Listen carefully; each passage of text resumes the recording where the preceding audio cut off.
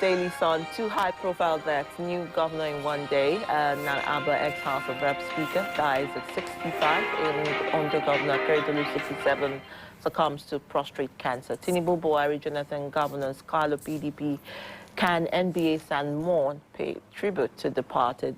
Aye that he was sworn in as new Ondo Chief Executive, declares 3-day mourning.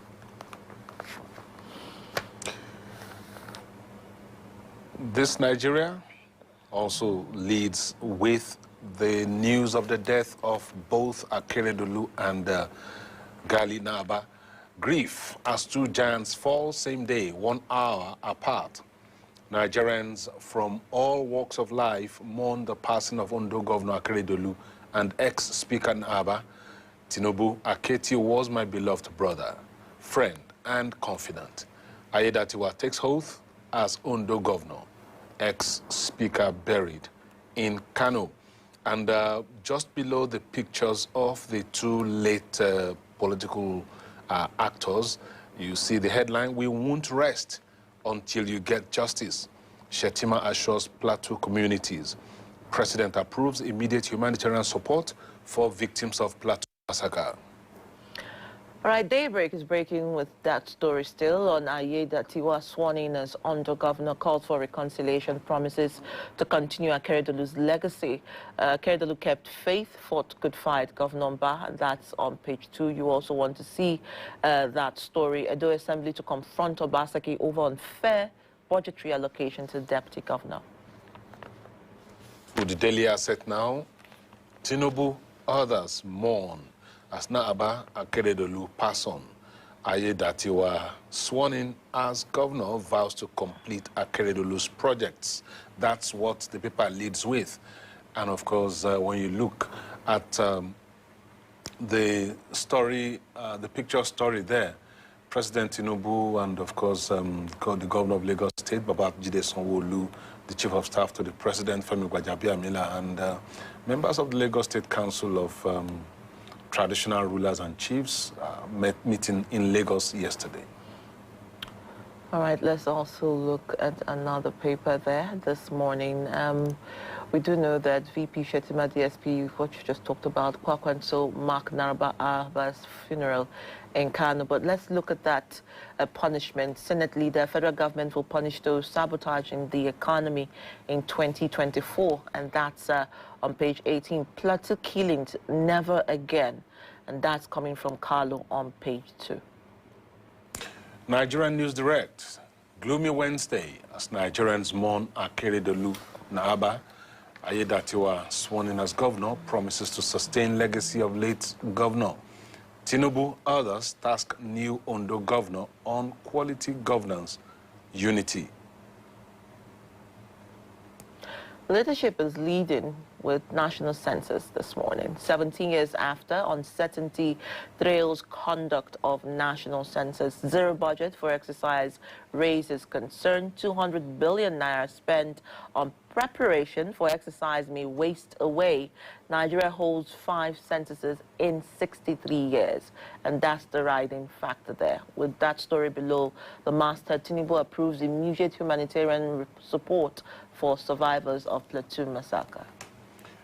The Nigerian pilots leads with the issue of the 2023 governorship election in Nasarawa State. Nasarawa Guba, cry for justice.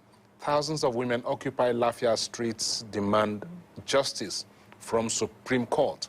Claims that Nasarawa people voted for PDP Guba candidate Ombugadu. Pleads with Apex Court to declare that the PDP won the Nasarawa governorship election. Election Petition Tribunal have declared Ombugadu as winner, but appeal court upturned that decision. That story is on page 8 of the Nigerian pilot. And the first news is looking at that, well, that story just opposite the masthead, how our father died in German hospital. Keredolu's son speaks about that. But leading there is alleged CBN looting Lemo, major foreign investors risk forfeiting TTB, UBN shares to federal government as special investigator warns them of dire consequences of shunning today's invitation, tells Lemo, I'm aware you're in UK to celebrate your birthday.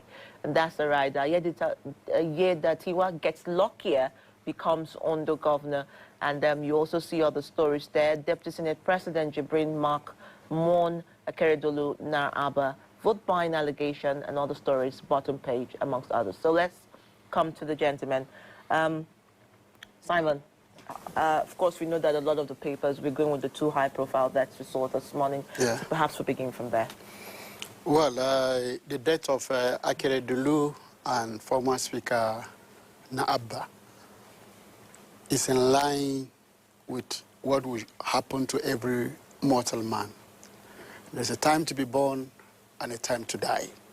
Because they are politicians, one is holding a higher office as governor, and the other one was former speaker, and we all know their profiles. Before the death of Akeredolu, it was very, very clear that we had a scenario like that of Yaradua, when they were saying, oh, he was incapacitated. So people were telling us, no, that he was doing exercises from the 5th floor to the 1st floor. He was hugging his mother. I know a lot of the things. But the fact of the matter is, or was, that the family were holding forth to him and were doing a lot of things. His cronies were doing certain things that ought not to do. And of course, in the Ondo scenario, it was the same playback. Somebody was being said he was incapacitated. And we never saw him. He was fleeing in from Germany. Instead of going to the state where he was supposed to rule, he was kept in Oyo, where he was ruling from. At the end of the day, well, life will just have to go. And it's quite unfortunate. I think the death of Akeredolu, I think the major lesson is that there is need for us to look at the constitution of this country, especially on the role of deputy governors. There are a lot of things one will not understand, because when you give the entire power to the governor and you said the deputy acts at his discretion, if a governor is not happy with his deputy, and definitely he will not be happy with him, because he sees him as someone that's just waiting on the wings to jump in and succeed him. So he will make sure that he put him down. I think there was a former presidential aspirant who wanted to be the presidential candidate in the US. When he couldn't get it, and they gave him a running mate. So he now told his wife, he said, I have been given the most useless position in the world. He said, what's that position? He said, deputy. Deputy, there's just nothing. You simply sit down as a spare tire. And most times, these spare tires are not used. So we need to look at the constitution. We need to assign specific roles to deputy governors.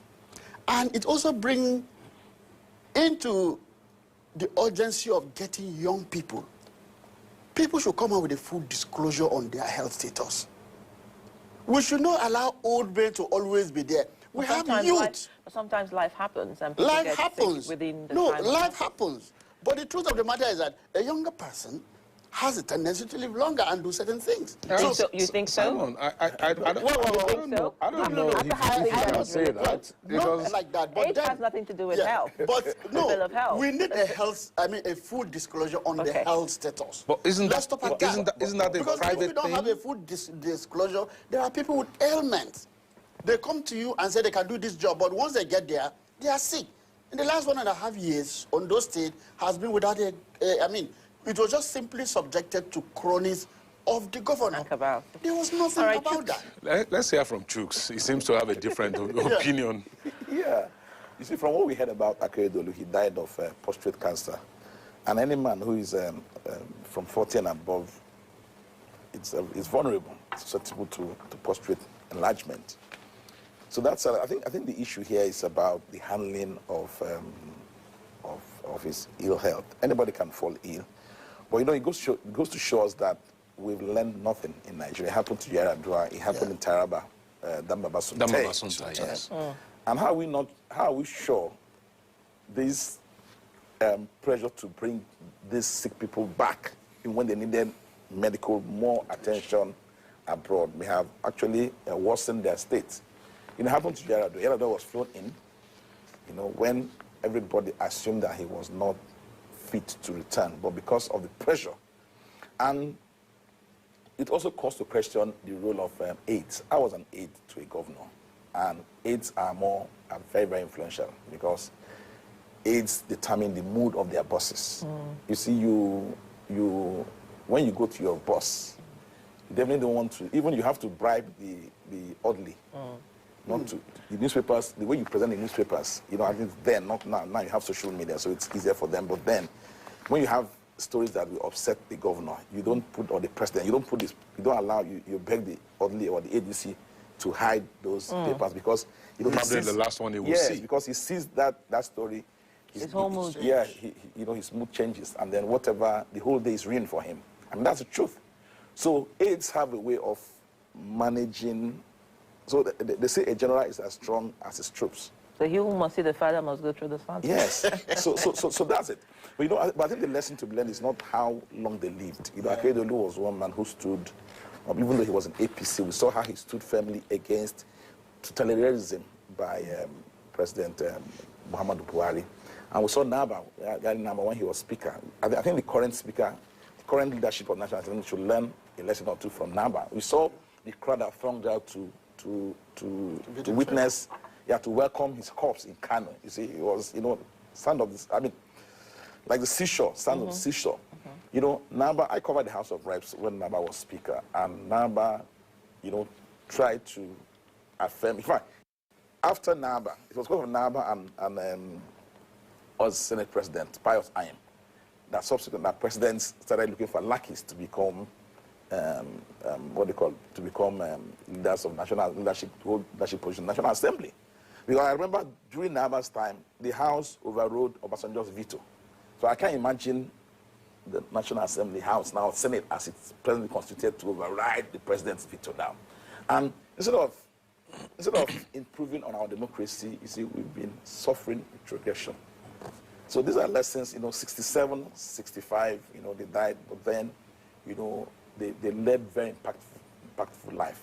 You know, you can't talk about the history of democracy in Nigeria without talking about Naba. You can't talk about the history of democracy without talking about Akeredolu. Akeredolu, you know, even though he was an APC, there was this hush-hush about true federalism.